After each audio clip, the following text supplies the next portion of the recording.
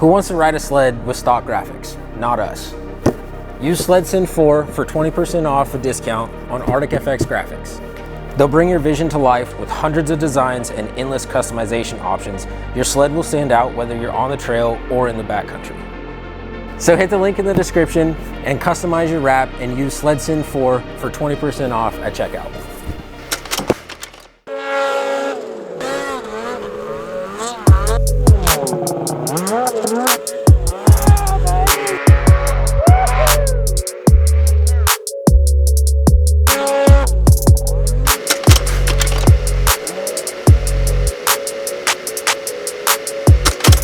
All right, SledSend listeners, welcome back to the next episode. We're hanging out again once more in Cliff/Coby's shop here. Set up on our sleds again.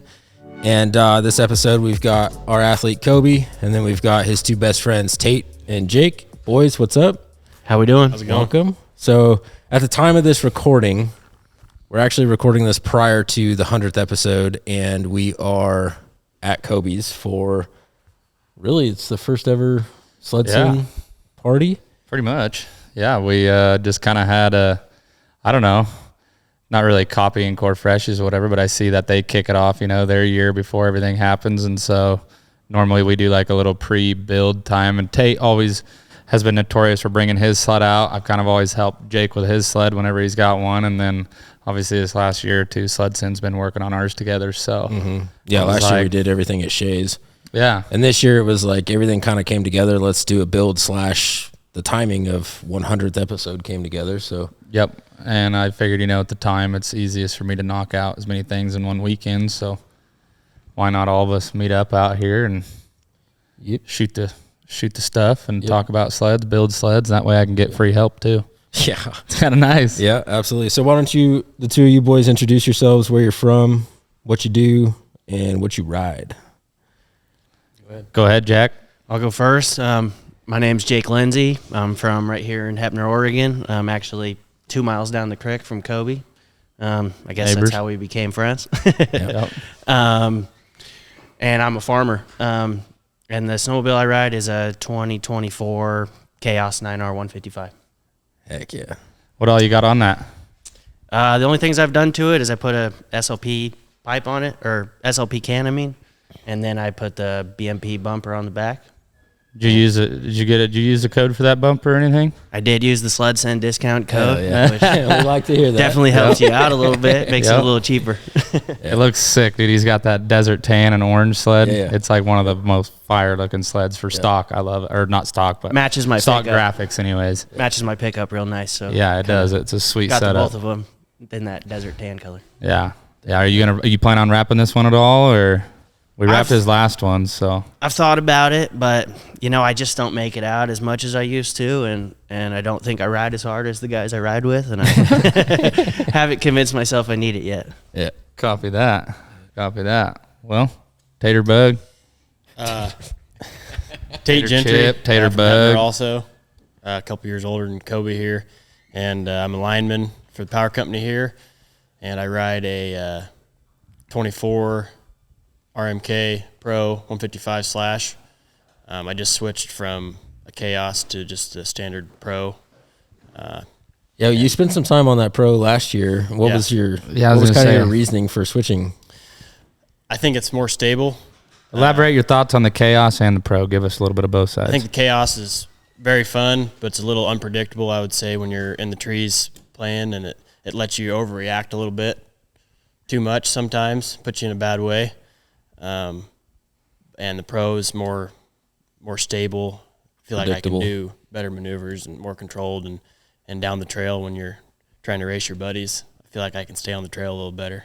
Yeah. So I feel like, watching you on the Chaos is a blast, because if you're ever looking for a quick laugh, definitely look at Tate. I don't know. I think you spent more time upside down on that sled than you did right side up. Not in a bad way, but just. Yeah, lots of rolling over, getting unstuck. It sure seemed like with the Pro though, you didn't get that much time on it, but the little time that you did, I think your riding ability went crazily up, because you were able to climb instead of just always flip it back over. Yeah, it kind of gave me more confidence, because I wasn't so worried about You like sled start might ripping do, bow as opposed to ties. I knew what the sled was going to do, as opposed to just holding on basically and trying to react to whatever Yeah. it did. You know? Yeah. And I don't know, maybe some of that has to do with the track. You know, the sled I got now is a 3-inch, 2.75, and my other was a 3. And so I think they do dig hard. Mm-hmm. They dig a little harder, I think. And it'll climb a little better. It seemed like I was sitting at the bottom of the hill watching these guys a lot of times on the steeper stuff. So, yeah, I'll be curious to see what a year on it does for me. And Well, I know a lot of like the older guys. I think doesn't Chris Perant? Isn't that what he does with a lot of his sleds? Is he puts a pro limiter strap on the 155? I believe so. I've seen some guys do it. I'm not, not naming anybody out the box for that, but I know that people are buying Chaoses for the Chaos front end and the shocks and all that stuff, and then they're just throwing a pro limiter strap on it, making it a touch longer, and you're still got the playfulness on everywhere else, but it's just able to climb that little bit better.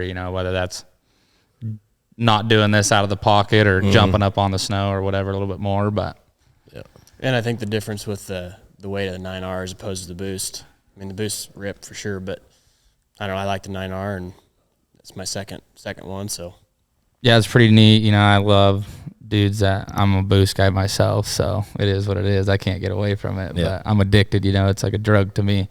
But it's pretty cool watching guys. Both of you guys, and you come with naturally aspirated sleds and are able to keep up. And then, I can tell it's a little more difficult, and it's not simply easy. But you boys are there. You guys are sweating. They're panting. And I'm like, these motherfuckers are working hard to be up here. Remember that last year when we were all up in there on that one shelf, and Jake's always out of breath. "Get me out of here!" And I'm like, "Dude, you're up here though. Like, look how far you came." I was about 100 feet from the top, and I said, I ain't got any energy left. I turned around and took the easy way out. if you're not sweating and shedding layers, you're not having fun.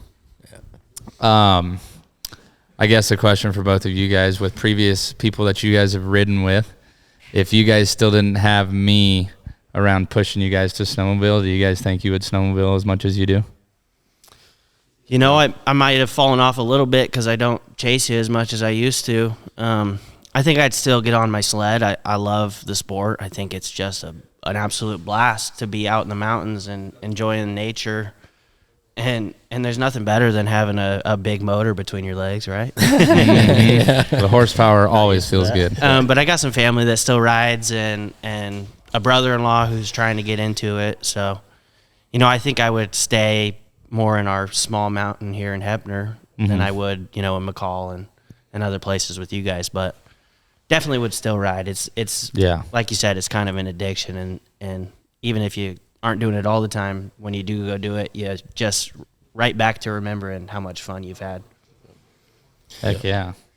For me, absolutely not. I don't think I would have ever took the step, if it wasn't for Cliff selling me my first real step up sled. I went from probably an Indy 500 to a 14 Pro, so no, if it wasn't for the Dohertys, I don't think I would have ever took the step. And then, following him around, it just pushes you to the next thing.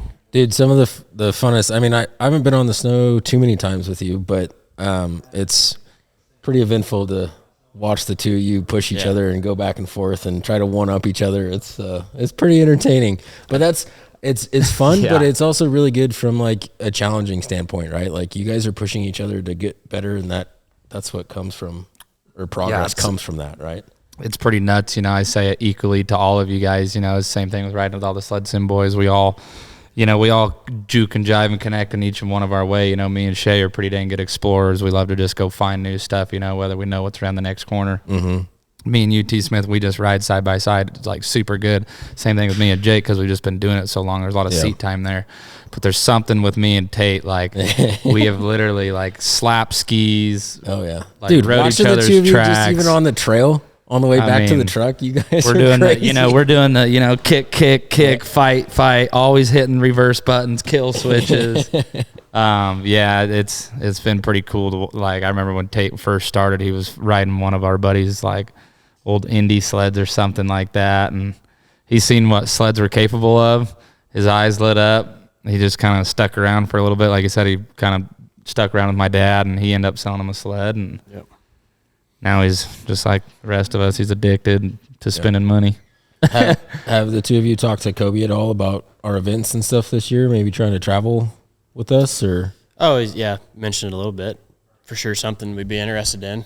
You know, it's just. I think the biggest thing has been like they've always been down for the events, but two things with these guys I will say is they're like two of my closest best friends, two of the most humble freaking dudes out there.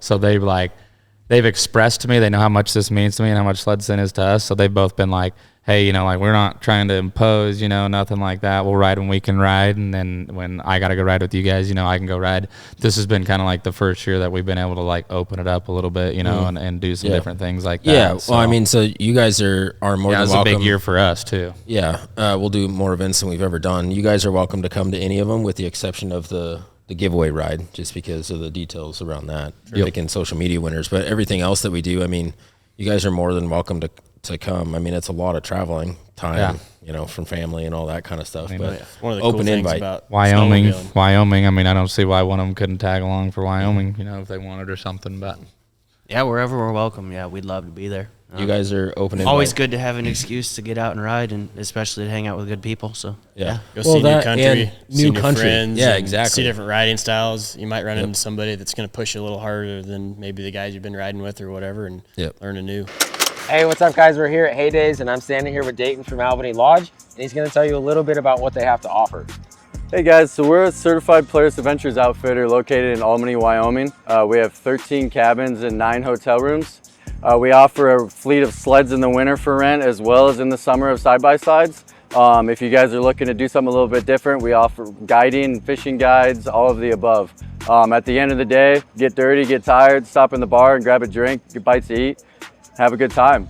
Heck yeah, and be sure to use SledSend 4 for 15% off the lodging and their entire rental fleet, whether you're here for the winter to ride sleds or in the summer for side-by-side.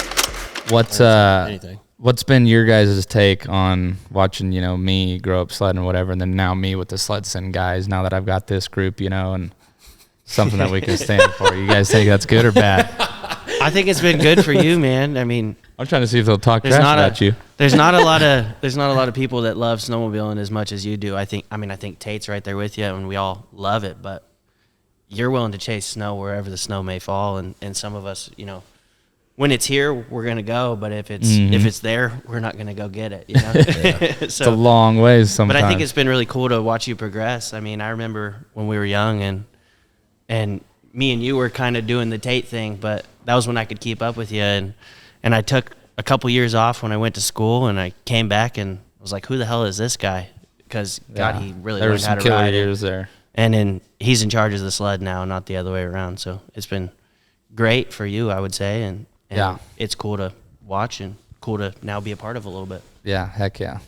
No, I think I mean, I didn't ride with you a ton when we were younger, but a few times I did, it was by me at like 90 miles an hour, you know, when I was on my vertical escape or whatever. And then it kind of transitioned to, like, say, riding side by side, and you've taught me a pile about sleds, and your dad's taught me a ton about working on sleds and everything else. And so I think you found your spot, and it couldn't have came better with these guys. You know, you guys have the perfect team. Everybody has their parts that they need to do, and I think it's perfect. Yeah. Well, it all started with a little bit of a dream, and I mean, a lot of work and dedication and time. I always thought it'd be something neat, you know, and at first it was all just kind of like here or there, you know, a little bit of this and that, but now it's like something pretty surreal. Tyler works his ass off like all year round for this. Jeff works his ass off as well, you know, like me and Shay, Jose, we all put in our equal, you know, amounts. And the thing that I love about it is, like, I'm trying to put light on what we do. You know what I mean? Because it's pretty easy to go look at like Chris Brandt, you know, Caleb Restricki. All those guys are great, you know, and they're great riders. We met them and had podcasts, everything with them. That's awesome.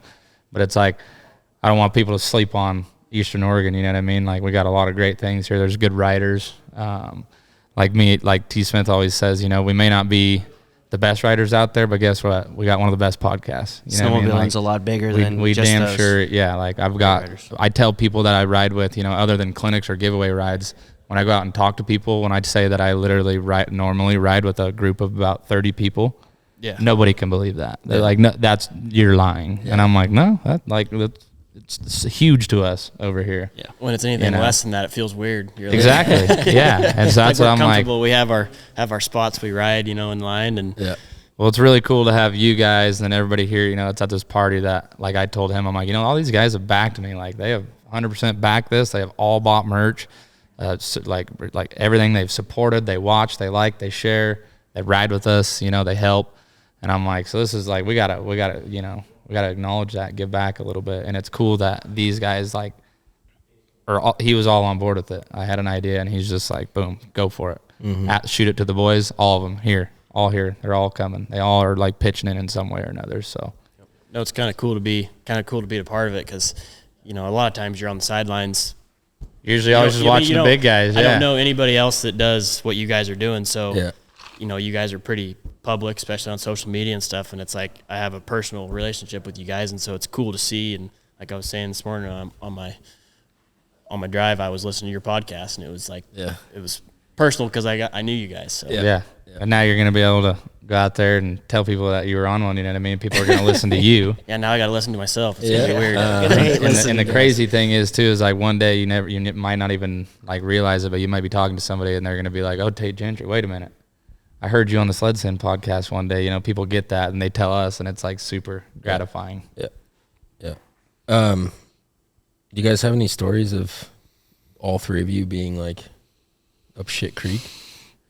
Like one of the most like intense, all three of us, crappiest. I know. I've been there. up creek with both of you guys. I've been up Schitt's Creek with both of them. Been up and down it. We would have been I would have been about 16. Coby would have been 15. Tate would have been 18, 19. I don't know how old. We were out in halfway. Is this when we were herding cattle back in the day? This is when we were in that Avalanche, buddy. Oh yeah. About that. Yeah. I'm following Coby across this side hill. We were young, so we had a guy that was out riding all of us, and Dallas Buck. He shoots out trying to get over the top of the cornice, and Coby and I are coming in underneath of him, and it's kind of before we really took avalanches as seriously as we should. No Abby bags. Like I had a beacon. No radios. Not sure. I had a beacon, but I think he had a beacon, but you know what I mean. Yeah. It's like 2015, 16. First Axis just came out. Yeah, we weren't aware the dangers quite yet. But the hill breaks off, and Coby has time to get out of the way, and I was hung up above a tree line, couldn't drop off the hill. I had to get a little farther out, and I think I had also noticed too. The sled went up ahead of me. I'm sure Jake was probably like focusing on me following, instead of looking at the sled ahead of me. And so I get caught by this avalanche and buried in the snow, and thankfully having a good friend like Coby, I wasn't there long.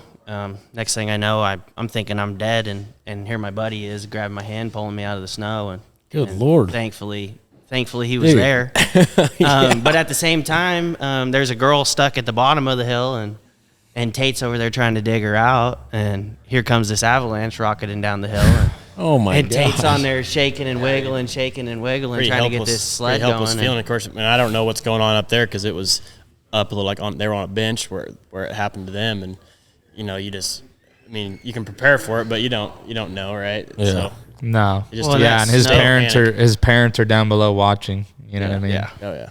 And there's nobody acting. Nobody's acting. Like I said, nobody has been to a avalanche class at this time. Yeah. Nobody's quite sure of what's going on. Yeah. I just know I got 2 dudes buried.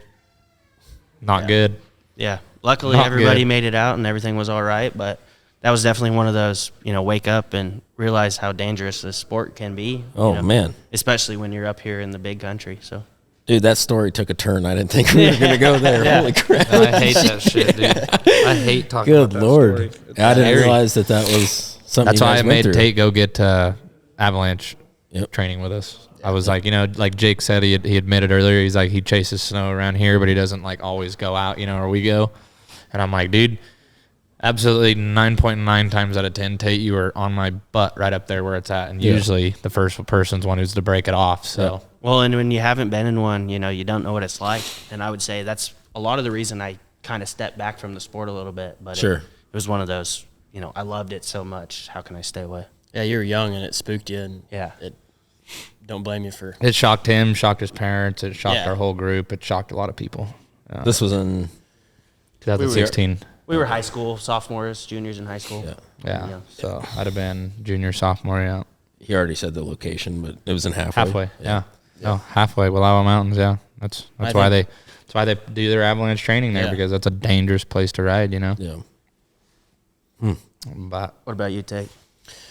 Well, yeah, besides that, I mean, I don't have necessarily as nearly touching story as that, but we've been broke down a lot. I know I've tore up a lot of stuff, and they've both helped me out of the mountains. I know he's towed me out of our mountains with a blown up sled, and I've tore up his sled numerous times, and because mine's broke down. I think probably the best one when he was most upset with me was I had just got a brand new sled, and we went on an early ride. I think it was probably right after Thanksgiving, maybe. And Moose was there. Yeah, Moose was there, and we took off, and Moose was riding my mom's 700 Dragon. This is right when these guys just had learned basically how to ride. Yeah. You bought the blue one, right? yeah, it was that blue. Yeah, we both bought blue Axis. And Coby's dad said specifically, stay on the trail, this and that. We're like, all right, yeah, sure. Early season riding, just like you just did, Tyler. Yeah, we go up there, and I tear the A-arm off of mine. We ain't 5 miles from the truck, and I'm like, dude, wait till we get out. Like, it's going to get good. We were headed towards Anthony Lakes. Keep going. Yeah, tear the A-arm off of mine. Of course, so now I'm riding with the flat tire the rest of the day, and like I said, we haven't even got hardly started. And we finally get up to like where there's decent snow.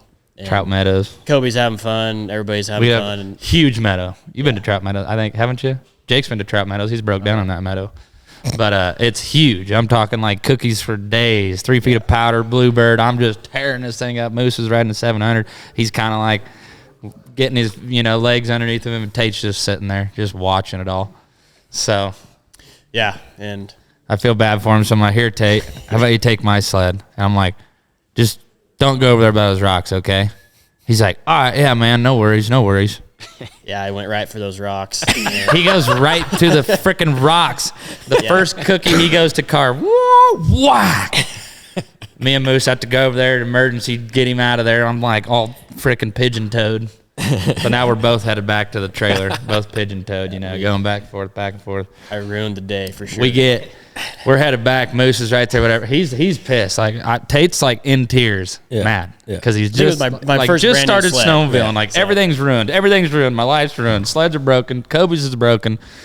And so we go home, and the snow's phenomenal. It's snowing on us. Our mountains are supposed to have like another 2 feet the next day, and we planned on going.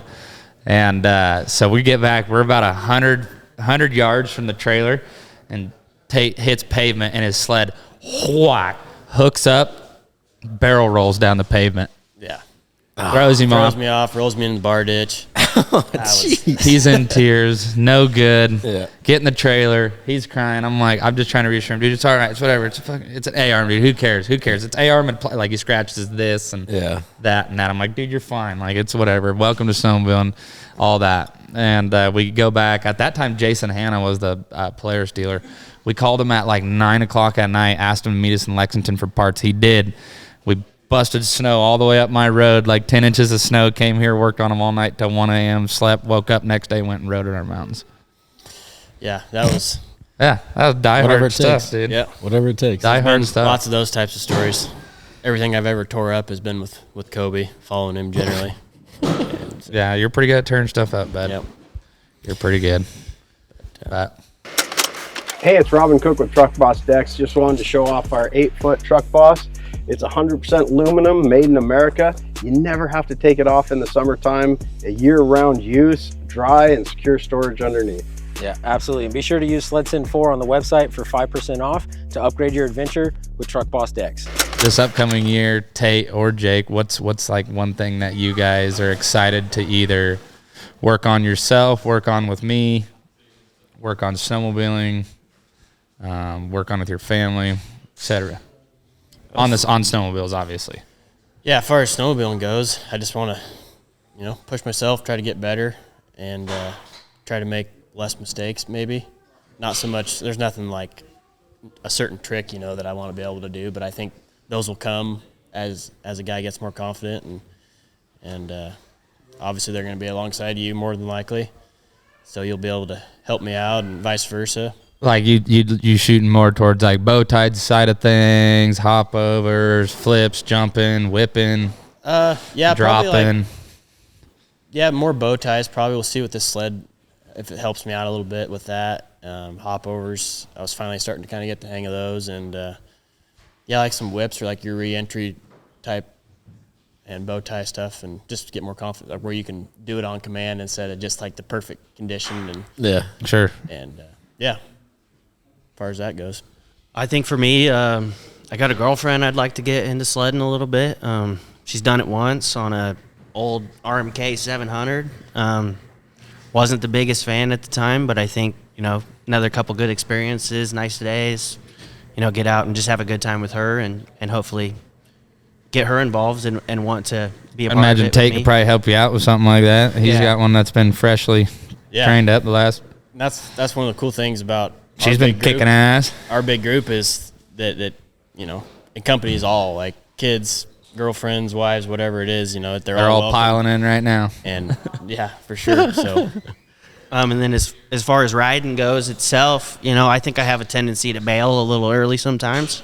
And I think that comes from riding older sleds, and I'm used to getting stuck. And so now having an upgrade, and, I need to find the limit, I guess, to the sled's ability, but also, my ability, and just continue to push myself to get better. I feel like the last few years I'm falling further and further behind as you guys, keep pushing yourself to new limits. And, I think I need to find a little bit of that gear and just. I wouldn't say necessarily I don't know if you're necessarily falling behind. I think you're just right at your mark, you know what I mean? Like snowmobiling, like I tell everybody, it's just you move as you go.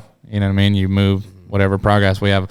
Every which one of us SledSend guys that ride at a different level, you know what I mean? Everybody usually who rides out there is at a different level. I think that I've just kind of, exponentially grown in the last couple of years, Well, I think it comes down to reps. Guys. Yeah, it just depends on how much you can get out on the snow, right? So so it's like you know what I mean. That's what I'm saying. It's you kind of got to do like the comparables. How much time, you know what I mean? If you look at what I do versus how much time I spend on a sled versus how much you're able to do versus how much time you spend on a sled, I would say you're doing above average for the time that you spend on a sled. Rider. You know what I mean? I just think I'm a competitive guy, and I see you guys do cool stuff, and I'm Don't like, be cutting yourself so short, brother. I could Don't do be that cutting too, yourself. and then I go up there and try it, and I don't do it, and I only do it once. I'm like, Well, it and takes why would a long Why would time. I think that I can just go up there and flip a bow tie in one try? I don't know. But I'm just competitive and would like to do some of that cool stuff that you guys do. it's like you find a comfort zone and you want to stay in it, and you're afraid to tear up a sled that's what it's going to cost when you get home. But you just kind of find a guy you trust. Like in my case, it's him, and he goes, and I'm like, all right, that doesn't look so bad. I'm going to try it. that doesn't look so bad. I know if I don't make it or whatever, he might go enjoy himself a little while, and then he'll be back to help me out or whatever. But you just kind of got to, find your comfort zone and then step out of it a little bit and do it more than once. And pretty soon, once one clicks, man, it's a pretty awesome feeling. Oh, yeah, absolutely. Heck yeah. Yeah, I've seen it on both of your guys' faces a couple of times. That little click niche when you guys both come. Did you see that? Oh, yeah, yes, I did. What'd you think of that, huh? What'd you think of that? Nothing better than popping up, on a cornice and everybody's sitting up there, or maybe it's just one other guy. Everybody's watching you. It's like, yeah. All right, dude. It's like that superhero moment, that superhero moment. No, that's awesome. What about you? You ain't got no questions for the boys? I don't know, man. I haven't been on the snow with them very much. Trying to think of scenarios. I would say you guys have any questions for Coby or me? Yeah. No, they didn't really come prepared for us. No. It's their fault. Really, what are you guys thinking? It's your guys' only chance. Come on. Come on. Oh, not off the top of my head. What would be each one of your guys' favorite mods for a sled? That's a good question that we usually ask everybody. I think on these new ones, I think something that's pretty essential is just having a good bumper. Yeah. I've seen enough guys bend that tunnel or snap that bumper in half. I think that is something that everybody should invest in right off the bat. It's not too expensive and can go a long way and save you a bunch of money, because a bent sled can be an expensive fix. And you're protecting a $22,000, $23,000 snowmobile. Well, and that break doesn't even have to be like you hit a tree or you hit a rock. Like you could simply just do a wheelie that's too big and bend a tunnel. You know, so as you're doing good riding, you can damage that. So that's why I think it's essential. Yeah. Yeah, I'd agree with Jake for sure on the bumper, because when you're weaving and bobbing through trees, sometimes you don't have time to react, and sometimes maybe you got to hook up on a tree to maybe give yourself a minute to figure out where you're at. So bumper for sure. I think the 7S display is essential. I know we've used it in our groups so many times. You know, It's so nice. Where'd the guy fall back to, and so it will track him down. So it's my first year with that, having it myself. It's almost a must-have, really. I mean, once you have it, you don't want to not have it. Yeah, it used to be kind of like a thing that you didn't necessarily want to spend money on. Yeah. And now it's like, if there's nothing else that you might put on your sled, make sure you have that to help your friends out. For sure. Yeah. You want to ask him the weird question since you've been on several trips with him? I guess what's the weirdest one? Yeah. I'm trying to think. I'm trying to think of what their answers would be, because it might come back on. I don't think it's going to be anything crazy. But what's the weirdest thing that you guys have taken on a snowmobile trip? Taken? Yeah, like either it can be like you took it to the hotel room, you took it on a snowmobile, you taking it out there. We've had a couple of guys with some very interesting products that they have taken out there. To think of something. From suction cup body parts to pink tutus. None of that here. I try to keep it pretty original, personally. Yeah, I don't think they've ever taken anything I don't get weird. too far out of the box either. Every time you guys ride, I'm with you guys, and so I'm like, I try to take the essentials, but I don't want to pack any extra weight because Tate doesn't pack anything. Yeah, same. I'd say it's like I said, normal, the comfort of the big group. Somebody's gonna have something for you. Yeah. My quality I bring to the group is I'll help people get unstuck. Yeah. So Tate is always good there for an unstuck. Yeah. Jake's usually always got some party favors if we need them. Couple 6-packs, 10-pack, Swisher Sweets or whatnot. Usually got some beers for sure.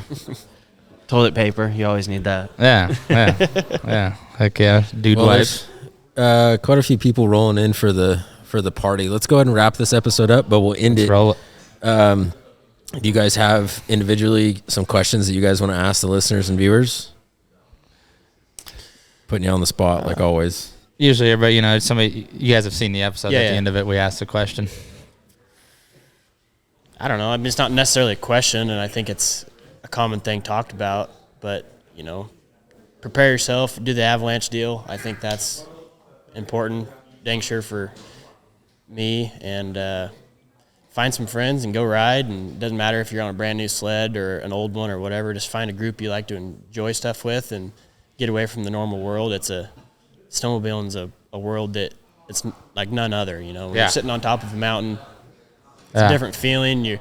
Like I never grew up with Coby or him really. That I was a few years older than them, and now it's like it's a world that I look forward to living. During the winter and it's awesome. So I encourage anybody to take the step and buy the first sled and that's a step good up from statement. there. That's a good statement. I was going to say something pretty similar. I got to second the Avalanche stuff and being prepared. But whatever's holding you back, if it's you can't buy the sled you want to get, just go find somebody that rides. They'll probably be willing to let you come with them. But they'll hook you up. Don't think That's that you need to ride a sled like this, or you don't need to be on the best stuff. Just go buy that sled you can afford and just go fall in love with it. As you get more into it, then you'll build your way up into the sled you want to be riding. But you don't need to start there. Yeah, take the time to do it.